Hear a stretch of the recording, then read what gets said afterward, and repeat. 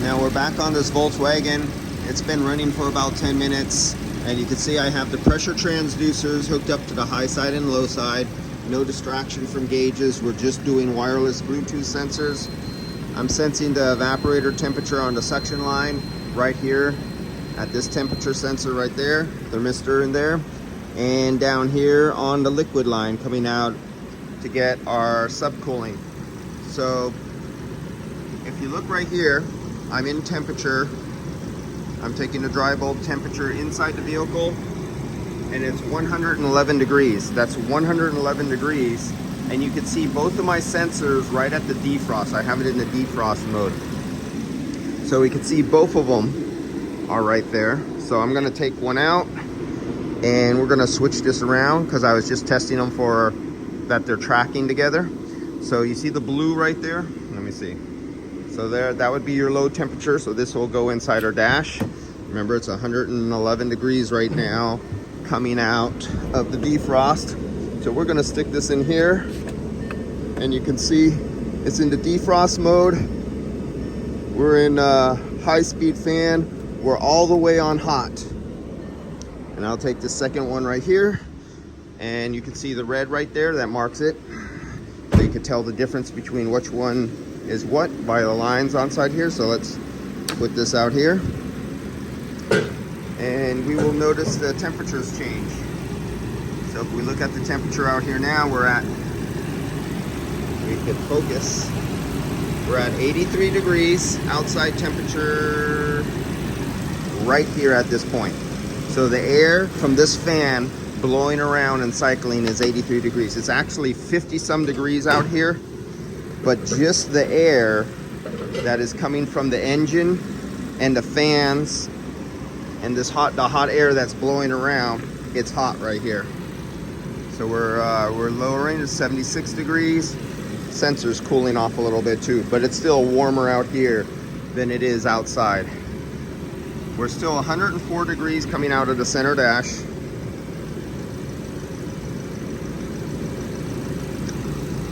We're at 3 degrees, almost 4 degrees superheat. Subcooling 15. Our temperatures of our refrigerant line is 38 degrees right there. But we're 144 degrees coming out of the dash because we're in recycle mode. And what we're doing is we're drying off the air. The air conditioning is on, the evaporator is moving air. It's acting like a dehumidifier with reheat. So this is a reheat mode, running the air inside the car over the evaporator, chilling it down, removing some moisture, then going over the heater core and heating it back up. And that's what we're witnessing right here.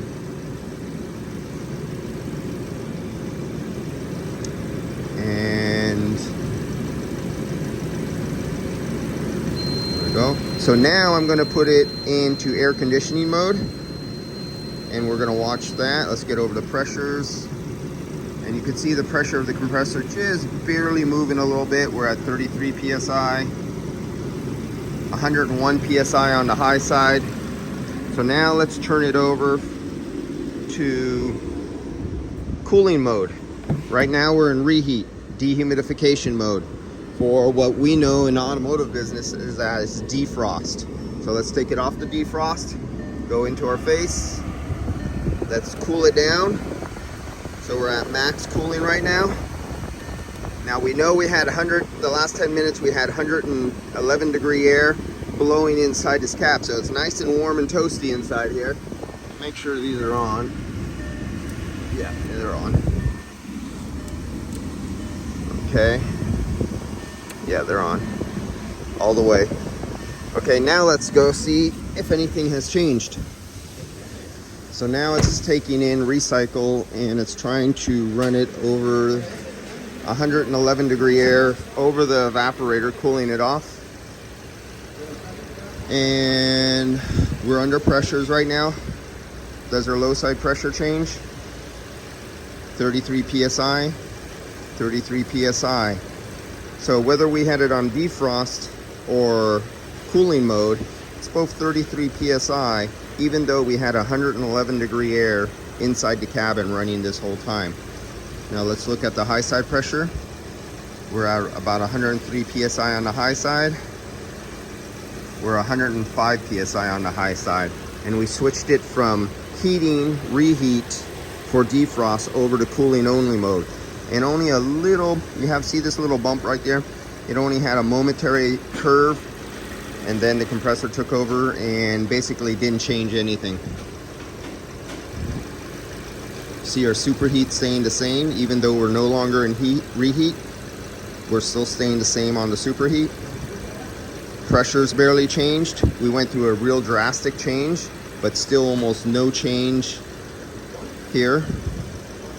Let's go back to our temperatures. Now, where is our temperature of our... We're still 38 degrees. Even though we went from reheat and dehumidification mode to straight cooling mode, we are still the same temperature at the suction line. Different cars react different. This is how we're 51 degrees coming out of the dash. And you can see my change right there when we went from defrost mode. We were 106 degrees Fahrenheit. And you can see right here is where I hit the switch to go into cooling mode. Now that we're in cooling mode, 51 degrees, 161 degrees.